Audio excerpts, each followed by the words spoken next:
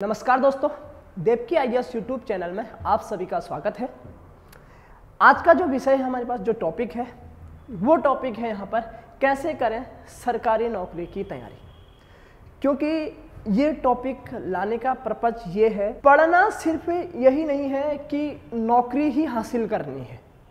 इसलिए मैं जो है इस टॉपिक को आज लेके आया हूँ। इस विषय पे जो है हम अच्छे से गहराई से चर्चा करेंगे और चर्चा भी उनके लिए करेंगे जो अभी 12th पास हुए या 12th पास आउट हो गए हैं और जो अभी नए तैयारी कर रहे हैं। मतलब कि जो सिर्फ अभी नए स्तर से तैयारी कर रहे हैं, उनको समझ में ही नहीं आ रहा है कि हमें तैयारी कैसे करनी चाहिए और हमें कौन कौन से बुक्स पढ़ने चाहिए, क्या जिस नौकरी की हम तैयारी कर रहे हैं या जिस पोस्ट की हम तैयारी कर रहे हैं उसका सिलेबस क्या है। क्योंकि यहाँ पे अधिकांश बच्चे तैयारी तो करते हैं, पढ़ते भी अच्छे हैं, कुछ बच्चे बहुत अच्छे, उनकी स्किल्स होती है, वो पढ़ने में बहुत अच्छा खासा याद कर लेते हैं, लेकिन उन्हें पता नहीं होता है कि इसका सिलेबस क्या है, हमें पढ़ना क्या है। तो उसी टॉपिक पे जो है आज हम चर्चा करेंगे और सिर्फ ये चर्चा जो होगी वो होगी उन नए बच्चों के लिए जो अभी शुरू में तैयारी कर रहे हैं और जो अभी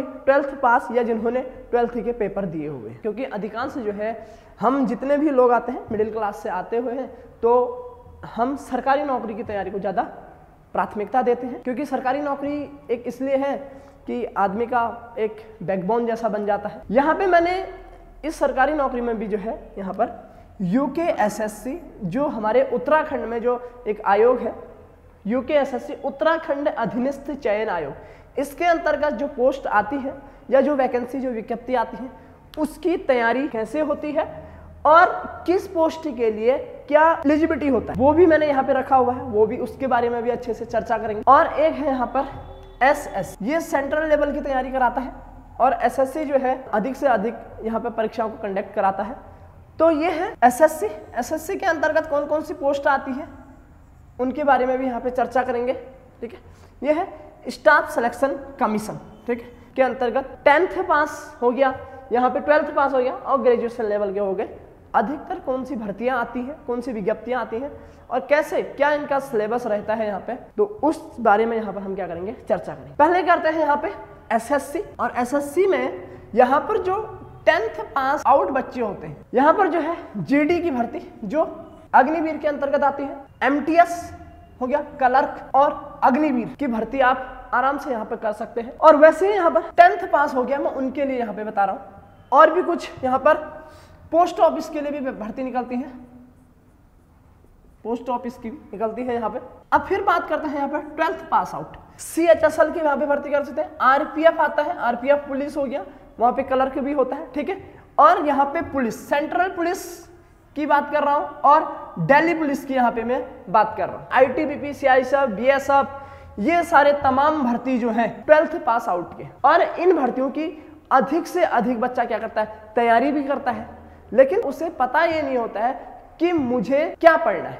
तैयारी बच्चा करता है, तैयारी में बैठ भी जाता है, कोचिंग भी चले जाता है, लेकिन फिर भी उसे ये पता नहीं चलता है कि मैं अगर अपनी सेल्फ स्टडी करूं तो कहां से स्टार्ट करूं, क्या मुझे पढ़ना चाहिए सबसे ज्यादा। अगला है यहाँ पे ग्रेजुएशन पास, जो ग्रेजुएशन पास आउट हो जाते हैं, यहाँ पर CGL हो गया, रेलवे की तमाम भर्तियां हो गई, ये सारे ग्रेजुएशन लेवल के आते हैं।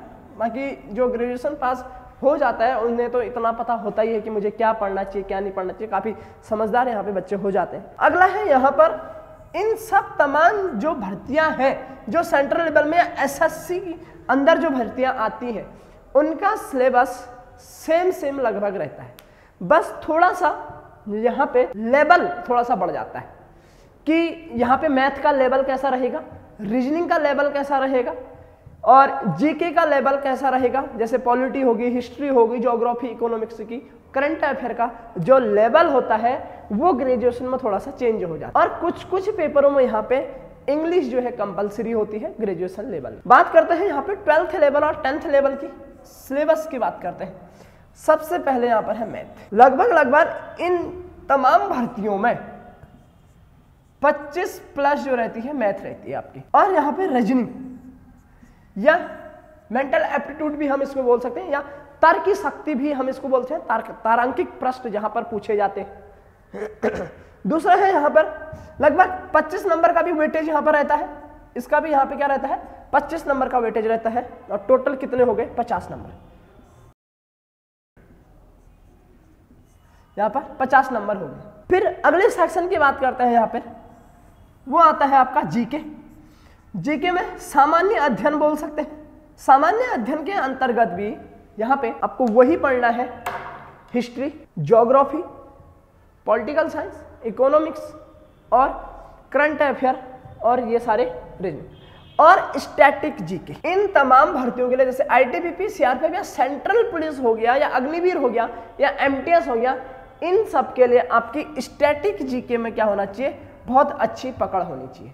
अब स्टैटिक जीके को पकड़ना कैसे, मतलब कि बहुत अच्छा कैसे बनाना है। स्टैटिक जीके की जो है मार्केट में एक अलग से बुक भी मिल जाती है, उन तमाम चीज़ों को आपने क्या करना है, पढ़ना है।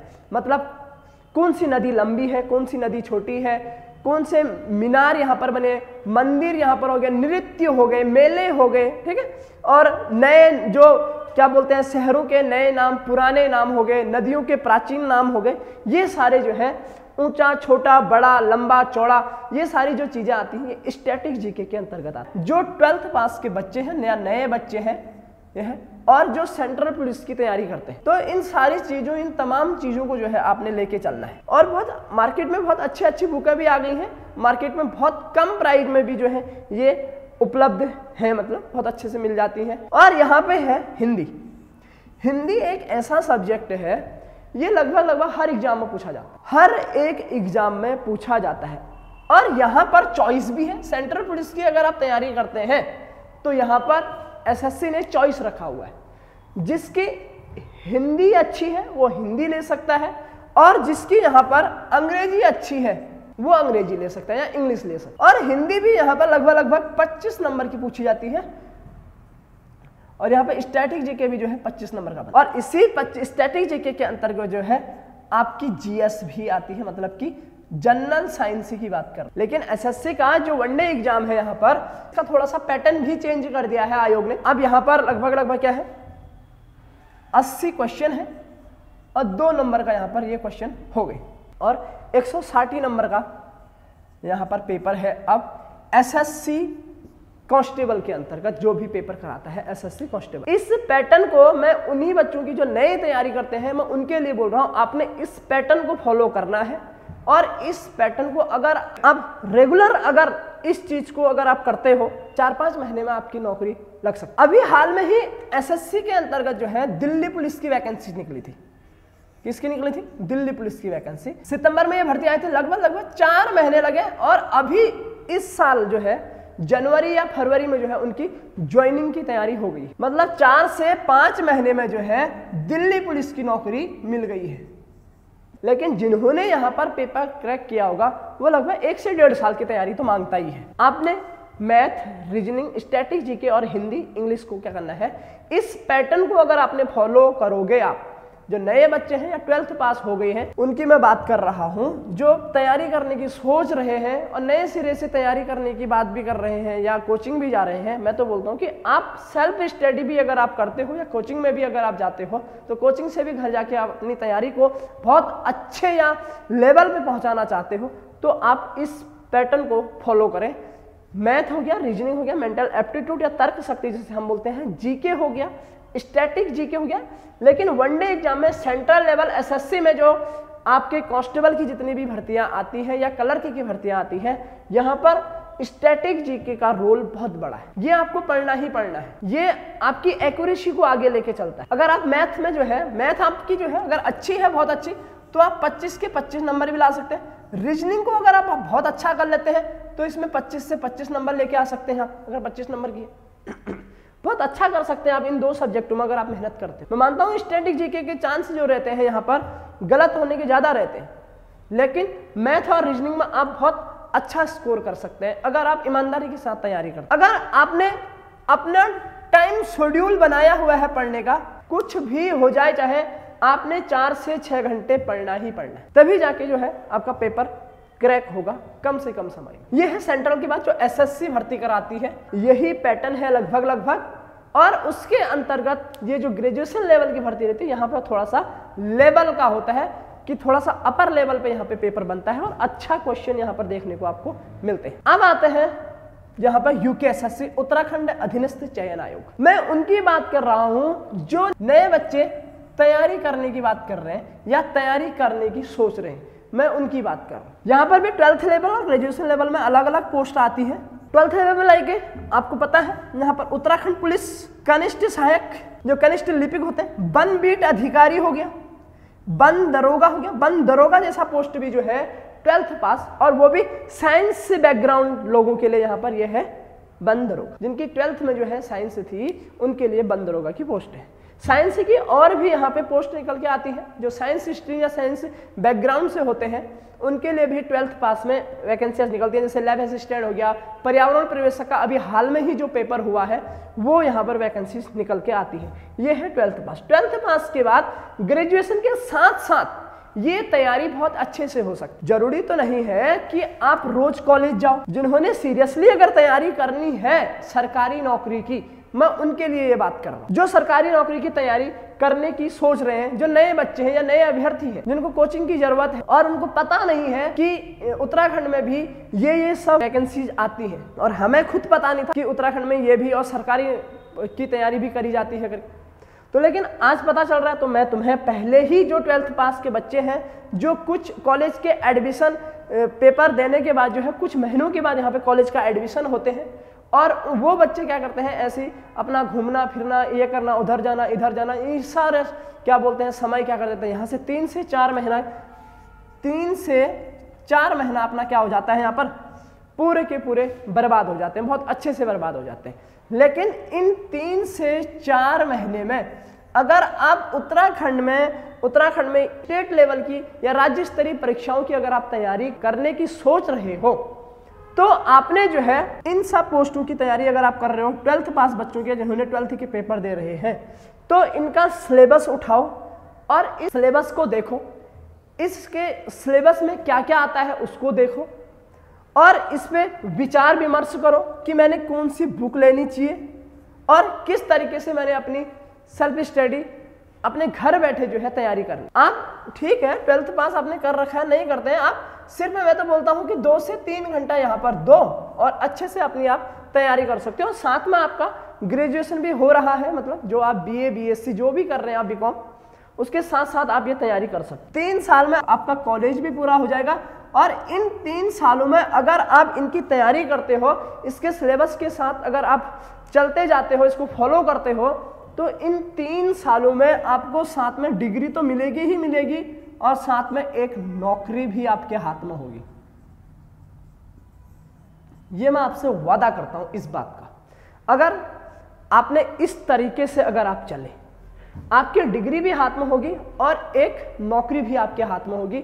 जो उत्तराखंड में राज्य स्तरीय परीक्षाएं होती हैं उनकी मैं बात कर रहा हूं। चाहे आप उत्तराखंड पुलिस ले लो, चाहे आप कनिष्ठ सहायक ले लो, चाहे आप फॉरेस्ट गार्ड या वनवीट अधिकारी ले लो, या अन्य तमाम जितनी भी भर्तियां यहाँ पर 12th लेवल की आती है, मैं उनकी बात कर रहा हूं। अभी अगर आप कॉलेज के साथ साथ, कॉलेज अब 3 साल का है तो 3 साल में आपको एक डिग्री मिलती है, उस डिग्री के साथ अगर आपको हाथ में एक नौकरी भी चाहिए, तो आपने इन सब तमाम भर्तियों का जो भी सिलेबस आता है, अगर उसमें आपने तैयारी करना शुरू कर दिया, इसका सिलेबस को अगर आपने अच्छे से कवर कर दिया, तो 6 से 7 महीने में इनका पूरा कोर्स पूरा हो जाता है। चलो कोई नहीं, मैं 6 से 7 महीने बोलता हूं, आप 1 साल ले लो,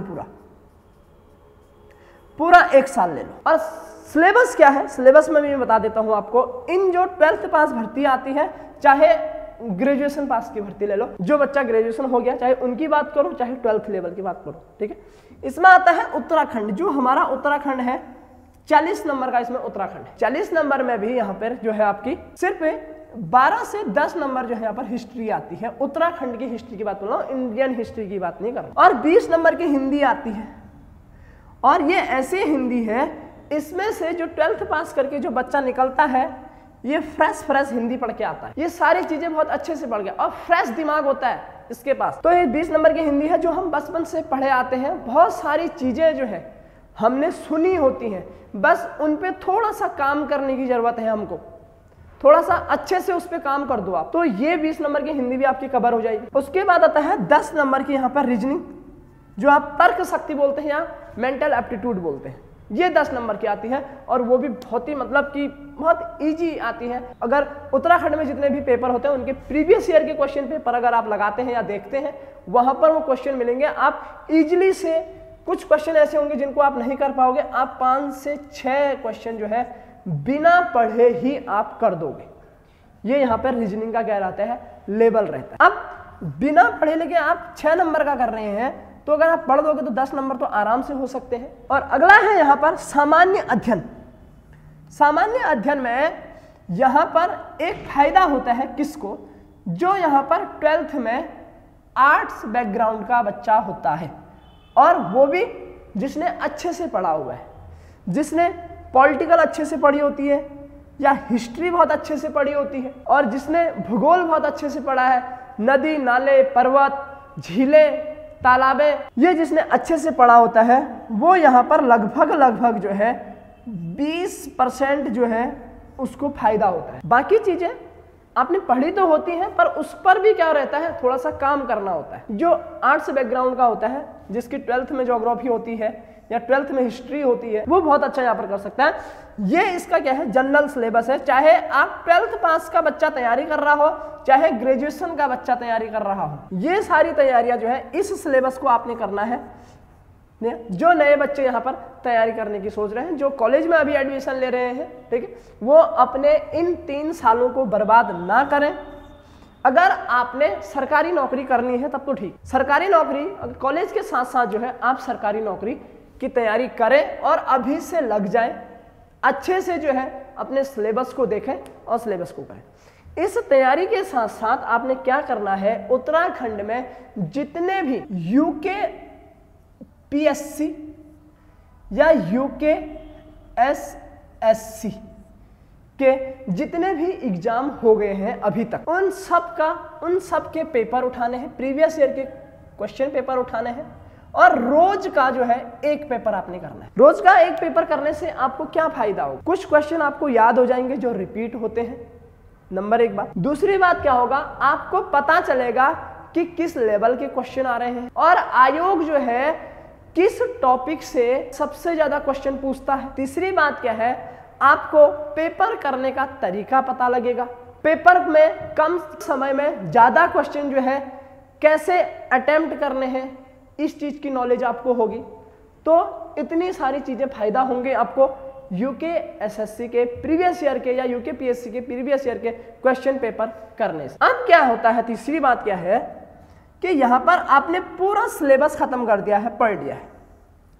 अब आपको पता करना है कि मेरा जो है, जो मैंने सिलेबस पढ़ा है अभी तक, इसका जितनी भी तैयारी मैंने करी, इसका आउटपुट क्या है, कि मेरी तैयारी किस लेवल की हो रही है, ये कैसे चेक करें, ये कैसे पता करें। तो इसके लिए होता है कि आप प्रैक्टिस सेट लगाओ। जितने भी कोचिंग संस्थान वाले या कहीं कोचिंग संस्थान में चले जाओ जहां पे प्रैक्टिस सेट हो रहे हैं, वहां पे आप प्रैक्टिस सेट लगा सकते हैं, और प्रैक्टिस सेट से आपको पता चल जाएगा कि मेरी तैयारी जो है इस लेवल की हो रही है। तो ये है, जो नए बच्चे तैयारी करना चाहते हैं वो इसको फॉलो करें, और अगर आप कॉलेज में एडमिशन ले रहे हैं, अपना समय जो है बर्बाद ना करें, क्योंकि कभी इलेक्शन हो जाते हैं, कभी शादी हो जाती है, कभी बारात हो जाती है, कभी कॉलेज के पेपर हो जाते हैं।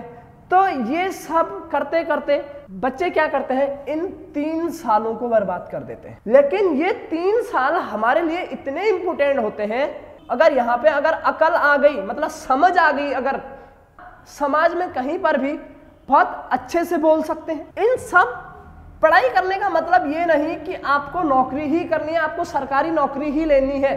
पढ़ाई आपको उस लेवल पे पहुंचा सकता है जिस लेवल की आप सोच भी नहीं सकते। पढ़ाई आपने इस लेवल की करनी है कि आने वाले समय पे कि आप किसी को पढ़ा सकें, कहीं पर खड़ा होके आप कुछ बोल सकें और 4 लोग आपको सुन सकें, इस लेवल की पढ़ाई आप करें।